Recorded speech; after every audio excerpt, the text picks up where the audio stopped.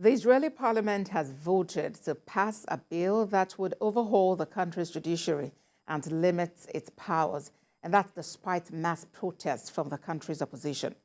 Last-minute talks to find a compromise led by the country's president failed to stop Israel's far-right government, led by Prime Minister Benjamin Netanyahu, from pushing ahead with the vote. The third and final vote of the bill passed 64-0 after the opposition boycotted it in protest. The law, part of a wider effort to overhaul the judiciary, prevents the Supreme Court from striking down government decisions. Currently, a rowdy group of protesters is currently blocking one of the road entrances to the Knesset, which is surrounded by a metal fence, barbed wire, and a human chain of police officers reinforced by the police cavalry. Well, joining me to discuss this is the global affairs analyst, Kunle Falowo. Thank you for joining us on The World Now. In spite of the protest, Israel's parliament has gone ahead to pass this bill, for judicial overhaul. What do you make of these goings on? Thanks for having me. So this is definitely a different terrain, a very strange trajectory in Israel democratic governance. This is a country that boasted, or they're currently boasting of one of the longest democratic institution. They do have that on their chest, but Mr. Benjamin Netanyahu, who, by the way, just left the hospital after a surgery, is leading the religious nationalist parts, and they're trying, like you rightly said, trying to overhaul the judicial system, which partly a lot of people are saying that it's very anti-democracy.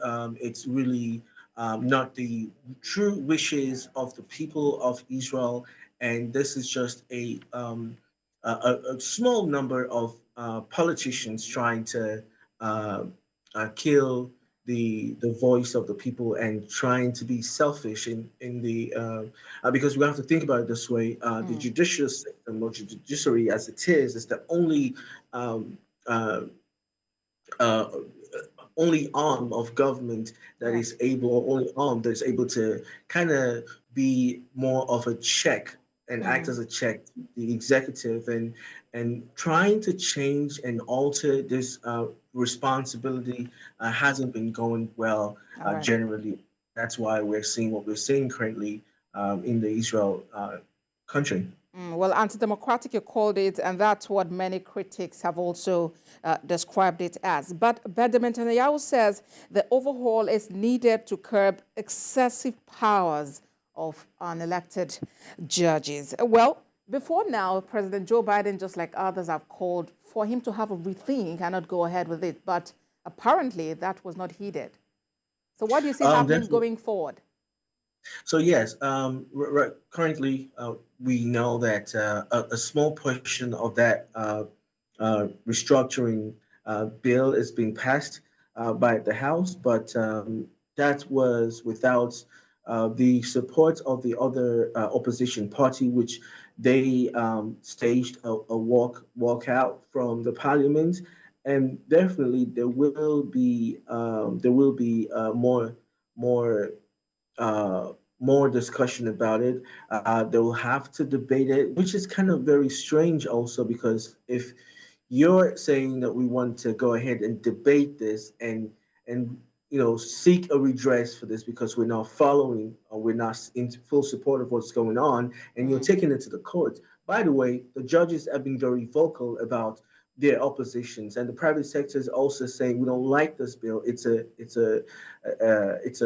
blow to the democratic principle and the arms of judiciary in Israel, and it's just it leaves a lot of questions unanswered, because this is a very strange territory for the Israeli government and the Israeli people generally. The people are voicing their concerns. There's thousands of people out there protesting and saying we don't like what Netanyahu and his cohorts and the far religious far right nationalists are doing. And this is just the start of what's going to continue to happen. All right. And, many reservists have threatened to stop reporting for duty if this bill should be passed, but that has happened. I mean, I'm just wondering what becomes of this democracy that quite a number of countries are looking up to before now.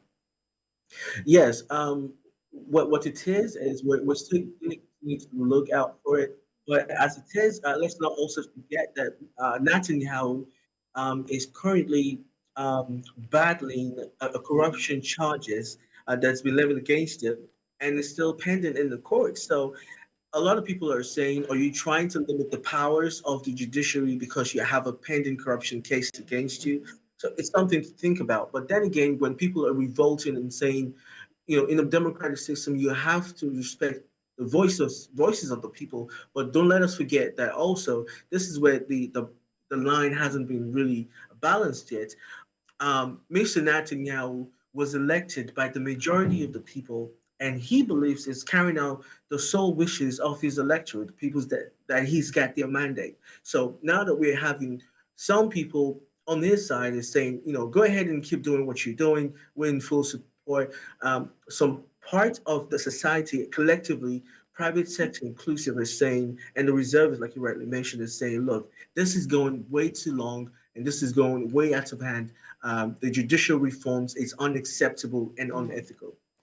All right, then. We'll wait to see how, all of this goes in the coming days, whether the people would leave the streets or if this would continue, and to see how the government would work after now. Global Affairs Analyst Kunle Fallow, well, thank you for talking to us on The World Now. Absolutely.